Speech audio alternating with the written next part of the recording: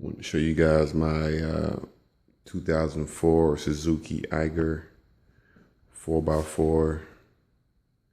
Just picked this up a couple months back, getting ready for winter riding out here in Tennessee.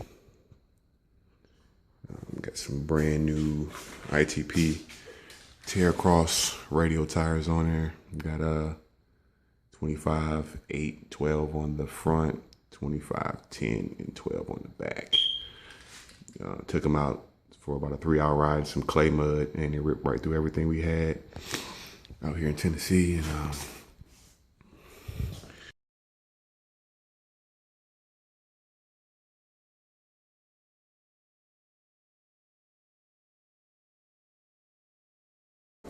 think a little over 1,000 miles on it. Runs really good. Looks like the previous owner took care of it for the most part. When I got it, it had a little bit of a rough idle from said maybe had some bad gas in it from sitting too long. So I ran some stay bell in it and put some pure gasoline, no ethanol in it, and it kind of pushed that gum out of the carburetor. At least I think, because it idles really good now after I've done that. So avoid having to do a carb clean. It's going to keep running that pure gasoline in it and putting that stay bell in there to keep it running good. I ain't got no carburetor problems. But installed a brand new 3,000-pound super winch, wire rope, not synthetic. Works pretty good. Haven't tested in the field, but I tested it and it works pretty good.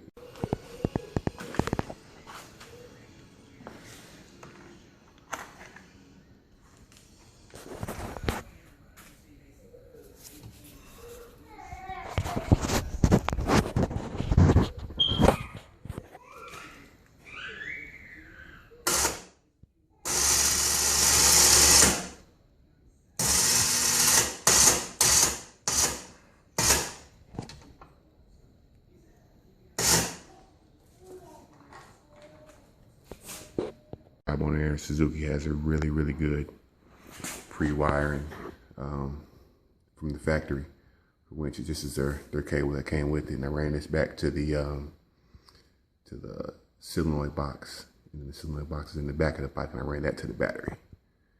You know, they got a hot lead.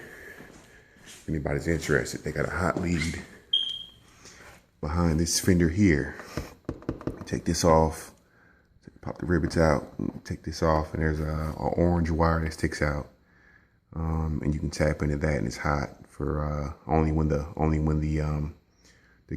bike's turned on. So it only brings power to the winch when the bike's turned on, so it doesn't drain your battery while it's sitting. So you tap into that there with a quick tap connector, and there you go. So you got your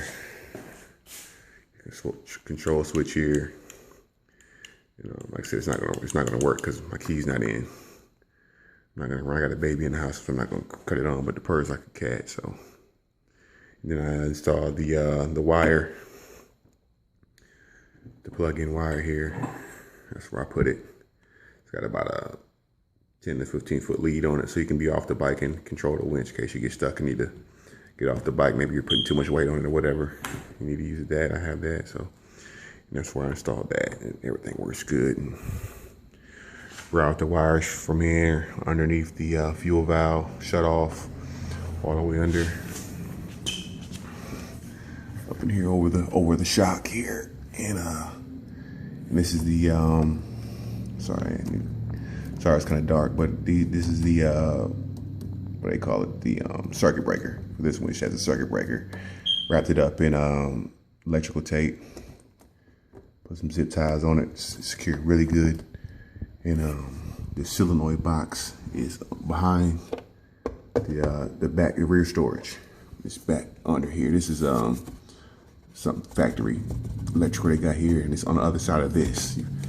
It's tucked up in there really good. The rear, it was hard to get in there because it's a tight fit, but it's in there good and out of the way, so it won't get snagged. Get snagged up on anything. So like I said, they have a really good pre-wiring job on this bike here. So if anybody's looking to install the winch, that's what I did, and that's where I had a hard time trying to find a place to put the solenoid, and that was the best spot I seen some people install it over here, but I felt like that was just too much in the open. You know, no telling, any kind of thing pop up and hit it or knock it off or whatever. So it's back behind there, and it's a really, really tight fit. And it can't, even if it comes unscrewed, it probably won't even go anywhere because it's so tight. So I think that's the best spot. You can't even see it from looking under there. Can't even see it. But really good bike, runs good. Got about 3, maybe 4 hours on it that I've put on it so far. And I haven't had any problems, so I'm ready to take it out to the mountains out here in East Tennessee, and ride these trails out here in the mountains, and have some fun. And so I repainted the racks. After the mud ride, I pressure washed it, so the paint job I put on it started to chip. So I need to redo that. But other than that, I mean, really, really nice bike. I recommend anybody who's looking to get one used. It's a 400. I'm a big guy, so I mean, it still goes. I got up to about 55, 60 on a straightaway. So, I weigh about 230, 6'6", 230. So it's not too small for me. So if you're half the size of me, it'd be a really good bike for you, especially if it's a starter bike. I'm looking to upgrade my weight to about maybe a 700 or really 660 or something like that. But this will do me fine for a couple years. I'll probably keep this one, give it to my wife or something. And I'll upgrade to a big bore ATV. But this is a really good bike. Anybody who's interested, and this is how I got it looking so far. I got the stock rims are still on it, and I want to change those out for maybe some ITP rims on there, some aluminum rims. These are steel, so they're a little bit heavier, and they can rust if you get a chip on there somewhere. So.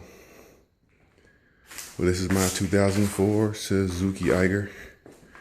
Got any questions, feel free to leave some comments there on how I wired anything, and or any questions about the bike.